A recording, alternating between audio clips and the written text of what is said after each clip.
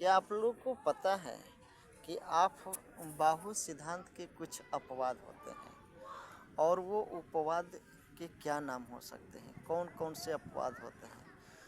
तो दोस्तों, मुझे पता है कि आपको पता है या नहीं है, लेकिन मैं आप लोग को बता रहा हूँ और उम्मीदें और आशा भी करता हूँ कि उस आधार पे आप लोग भी जान जाएंगे कि जो आप बाहु ने सिद्धांत दिया था, उस सिद्धांत के आधार पे कुछ तत्वों को उन्होंने अपवाद की श्रेणी में रख दिया था।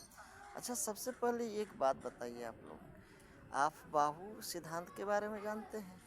अगर नहीं जानते हैं तो चलिए मैं आप लोग को आपबाहु सिद्धांत के बारे में बता रहा हूँ। पहली बातें तो ये ध्यान देंगे कि आपबाहु क्या है। तो आपबाहु जो है एक लैटिन भाषा का शब्द है।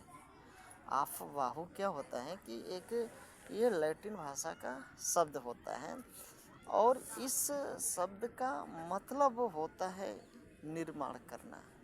इस शब्द का मतलब होता है निर्माण करना।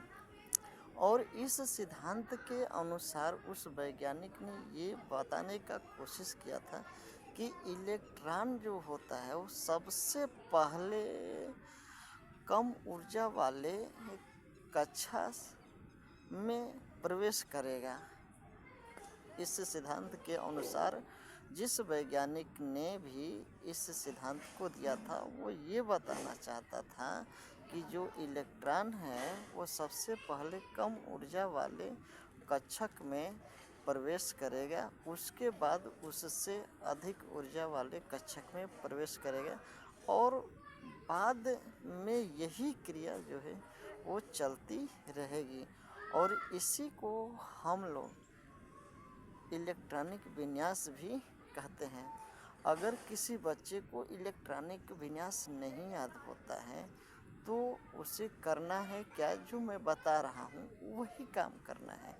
आपको एन का मान 1 से लेके 8 तक रख लेना है। पहले एन का मान 1 रखें, फिर एन का मान 2 रखें, फिर एन का मान 3 रखें, फिर एन का मान 4 रखें, फिर एन का मान 5 रखें, फिर एन का मान 6 रखें, फिर एन का मान 7 रखें, फिर एन का मान 8 रखें। ये आपने रख लिया। इसके बाद क्या करना है कि आपको उप कक्षकों को रखना है 1 से लेके 8 तक, यानी 1s, फिर उसके नीचे 2s, फिर उसके नीचे 3s। इसी तरह से आपको 8 तक चले जाना है, यानी 1s, 2s, 3s, 4s, 5s, 6s, 7s और 8s। अब इसके बाद क्या करना है कि ऊपर की एक कक्षा को छोड़ना है और नीचे की एक कक्षा को छोड़ देना है। ऊपर की एक कक्षा को छोड़ेंगे, नीचे की एक कक्षा को छोड़ेंगे, तो ऊपर 1 छूट गया, नीचे 8 छूट गया। बचा जो बीच में वो उसको शुरू करेंगे 2 से, 2D, 2D के बाद 3D, फिर ये इसके बाद 2, इसी तरह से आपको चला जाना है। इसी तरह से आपको भर देना है वो 2, 2P, 2P, फिर 3P, फिर 4P, फिर 5P, फिर 6P। अब इसके बाद 2 कॉलम ऊपर छोड़ देना है और 1 कॉलम और 2 कॉलम नीचे छोड़ देना है। और P के बाद SP, D।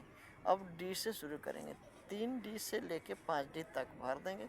फिर इसके बाद अगली कड़ी में आपको 3 ऊपर छोड़ना है, 3 नीचे छोड़ना है। बचेगा S भी चला गया, P भी चला गया, D भी चला गया, F। तो अब 4F और 5F, 4F और 5F लिख देना है। बस समझिएगा, 4F और 5F लिख देना है। अब हम आप चलते हैं, कुछ सिद्धांत हैं जैसे कि आप बाहु सिद्धांत के कुछ अपवाद हैं। कौन कौन से अपवाद हैं उसको भी जान लीजिए। पहला है क्रोमियम। अच्छा, क्रोमियम का परमाणु क्रमांक कितना होता है, नहीं पता है? तो क्रोमियम का जो परमाणु क्रमांक होता है वो 24 होता है। इसके बाद कॉपर आता है और कॉपर का परमाणु क्रमांक कितना होता है, तो 29 होता है। इसके बाद सोना आता है, इसके बाद चांदी आता है। बहुत सारे बच्चों का यहीं पे डाउट हो जाता है कि सोना का परमाणु क्रमांक क्या होगा और चांदी का परमाणु क्रमांक क्या होगा।